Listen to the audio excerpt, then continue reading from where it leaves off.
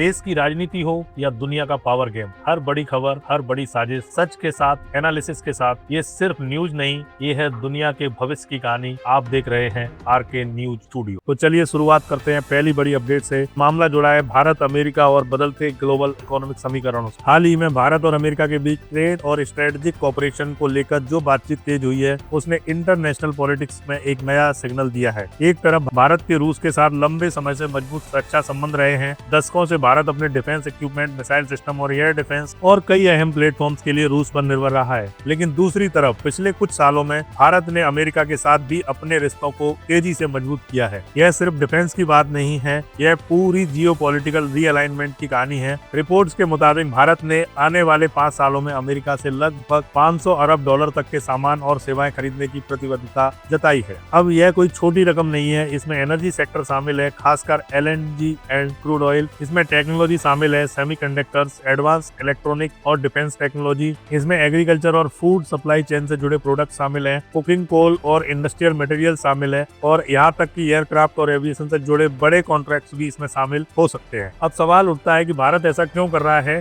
पहला कारण है डाइवर्सिफिकेशन। रूस यूक्रेन युद्ध के बाद ग्लोबल सप्लाई चेन में भारी बदलाव आया है। रूस से खरीदारी को लेकर पश्चिमी देशों का दबाव भी बढ़ा है। भारत ने अभी संतुलित नीति अपनाई है, न पूरी तरह रूस से दूरी बनाई, न ही पश्चिमी दबाव में झुका। लेकिन अमेरिका के साथ ट्रेड बढ़ाने का मतलब है भारत अपने विकल्प बढ़ा रहा है। दूसरा कारण है strategic partnership. Indo Pacific region में चीन का बढ़ता प्रभाव अमेरिका और भारत दोनों के लिए चिंता का विषय है। ऐसे में दोनों देशों के बीच इकोनॉमिक और डिफेंस कॉपरेशन का बढ़ना सिर्फ व्यापार नहीं बल्कि एक जियोपॉलिटिकल मैसेज भी है। तीसरा कारण है टेक्नोलॉजी ट्रांसफर और इन्वेस्टमेंट। भारत चाहता है कि हाई एंड मैन्युफैक्चरिंग और एडवांस टेक्नोलॉजी उसके अंदर आए। सेमीकंडक्टर प्लांट्स, डिफेंस प्रोडक्शन और एविएशन पार्ट्स, ये सब भारत की मेक इन इंडिया स्ट्रेटजी के लिए बेहद अहम है। लेकिन इस पूरी डील के अंदर एक और एंगल है रूस की। अगर भारत अमेरिका से बड़ी मात्रा में एनर्जी और डिफेंस इक्विपमेंट खरीदता है तो स्वाभाविक रूप से रूस की हिस्सेदारी कम हो सकती है। हालांकि भारत ने अब तक यह साफ किया है कि वह अपनी विदेश नीति को किसी एक देश के इर्द गिर्द नहीं घुमाएगा। भारत की पॉलिसी मल्टी अलाइनमेंट वाली है, यानी सबके साथ संबंध लेकिन किसी के साथ पूर्ण निर्भरता नहीं। अमेरिका के साथ बढ़ता व्यापार भारत की अर्थव्यवस्था के लिए अवसर भी है और एक स्ट्रेटेजिक बैलेंस एक्ट भी, क्योंकि भारत एक तरफ रूस से सस्ते तेल खरीद जारी रखता है तो दूसरी तरफ अमेरिका से भी बड़े कॉन्ट्रैक्ट साइन करता है। यह एक तरह से दो ध्रुवों के बीच संतुलन बनाने की कूटनीति है, लेकिन इसके साथ जोखिम भी जुड़े हैं। अगर अमेरिका रूस टकराव और बढ़ता है तो भारत को और ज्यादा सावधानी से अपनी चाल चलनी होगी, क्योंकि भारत का लक्ष्य सिर्फ ट्रेड बढ़ाना नहीं बल्कि अपनी स्ट्रेटेजिक ऑटोनॉमी को बनाए रखना भी है। इस पूरी कहानी का बड़ा संदेश यही है कि भारत अब सिर्फ एक क्षेत्रीय ताकत नहीं रहा, भारत एक ऐसा प्लेयर बन चुका है जिसकी हर ट्रेड डील, हर स्ट्रेटेजिक मूव ग्लोबल पॉलिटिक्स में गूंज पैदा करती है। अब देखना यह होगा कि आने वाले महीनों में यह $500 अरब की प्रतिबद्धता किस स्पीड से आगे बढ़ती है। क्या इससे भारत अमेरिका रिश्ते नई ऊंचाई पर पहुंचेंगे या फिर रूस और चीन के साथ समीकरणों में नए बदलाव देखने को मिलेंगे। यह सिर्फ व्यापार की कहानी नहीं है, यह बदलती विश्व व्यवस्था में भारत की नई भूमिका की कहानी है। दोस्तों, आपकी क्या राय है? क्या भारत सही बैलेंस बना रहा है या आगे चलकर दबाव और बढ़ेगा? नीचे कमेंट करके जरूर बताइए। नेक्स्ट अपडेट आ रही है भारत, पाकिस्तान और अमेरिका को लेकर। इस बार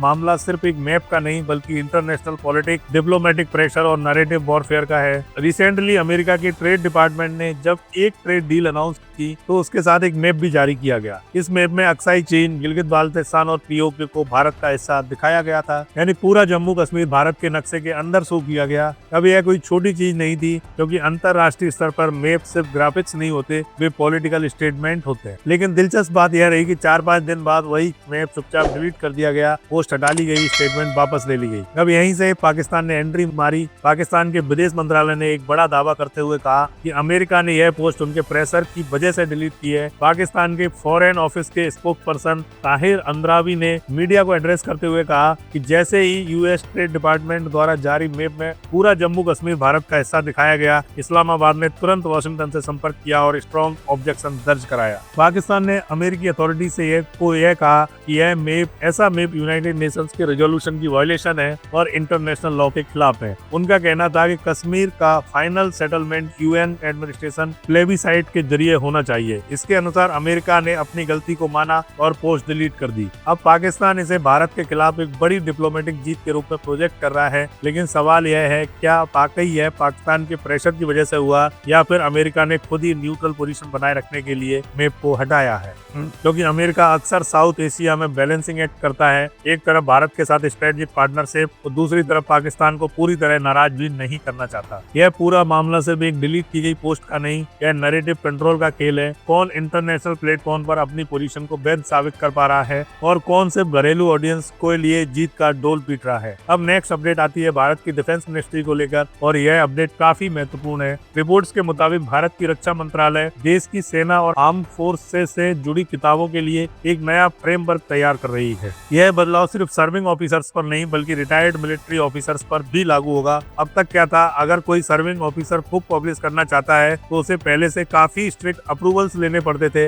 लेकिन रिटायरमेंट के बाद इस पर इतनी स्पष्ट और सख्त गाइडलाइंस नहीं थी। केस बाय केस प्रोसेस चलता था, लेकिन पिछले कुछ सालों में ट्रेंड बदला है। कई रिटायर्ड जनरल्स और सीनियर ऑफिसर्स अपनी सर्विस के अनुभवों पर किताबें लिख रहे हैं। इन किताबों में operations, military conflicts, strategic decisions और इंटरनल डिस्कशंस तक का जिक्र हो रहा है। बुक मार्केट बड़ा है, पब्लिसिटी बड़ी है और सेल्स बढ़ाने के लिए कई बार कंट्रोवर्शियल डिटेल्स भी शामिल की जाती है। यहीं पर सरकार को चिंता है, क्योंकि यह मामला सिर्फ फ्रीडम ऑफ एक्सप्रेशन का नहीं है, यह मामला नेशनल सिक्योरिटी और ऑपरेशनल सीक्रेसी का भी है। जब कोई सीनियर ऑफिसर हाई लेवल पर सर्व करता है तो उसके पास देश की बेहद संवेदनशील जानकारी होती है। Operational plans, response patterns, loopholes, strategic बहसें और इंटेलिजेंस इनपुट, अगर यह सब पब्लिक डोमेन में आ जाता है तो दुश्मन देश उसका एनालिसिस करके भविष्य के ऑपरेशंस में देश के खिलाफ इसे इस्तेमाल कर सकता है। सिर्फ मिलिट्री थ्रेट नहीं, साइकोलॉजिकल वॉरफेयर में भी इसका इस्तेमाल हो सकता है। भारत आज मल्टीपल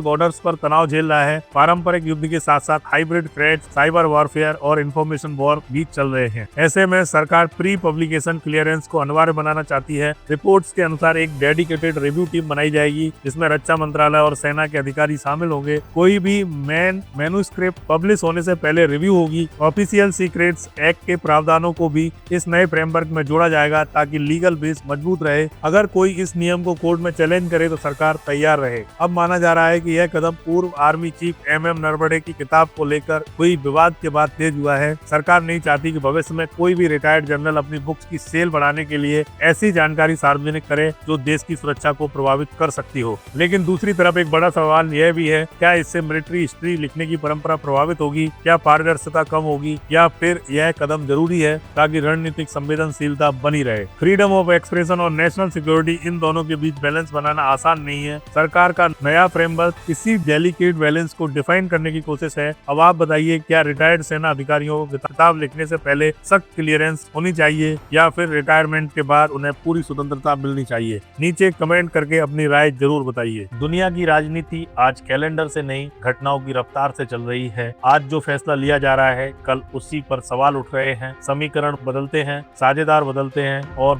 दबाव की राजनीति हर मोर्चे पर दिख रही है। ऐसे माहौल में भारत के हर कदम का असर सिर्फ आज पर नहीं, आने वाले कल पर पड़ता है। इसलिए जरूरी है कि खबर सिर्फ देखी न जाए, समझी जाए। RK न्यूज स्टूडियो घटनाओं की सुर्खियों से आगे जाकर उनके पीछे की रणनीति, उनका भारत पर प्रभाव और उनकी असली दिशा को सरल और तथ्यात्मक भाषा में सामने रखता है। तो इस वीडियो को लाइक कीजिए, RK न्यूज स्टूडियो को सब्सक्राइब कीजिए और नोटिफिकेशन को ऑन रखिए। आपका हर एक सपोर्ट हमें और मजबूती से सच दिखाने की हिम्मत देता है। जय हिंद, वंदे मातरम।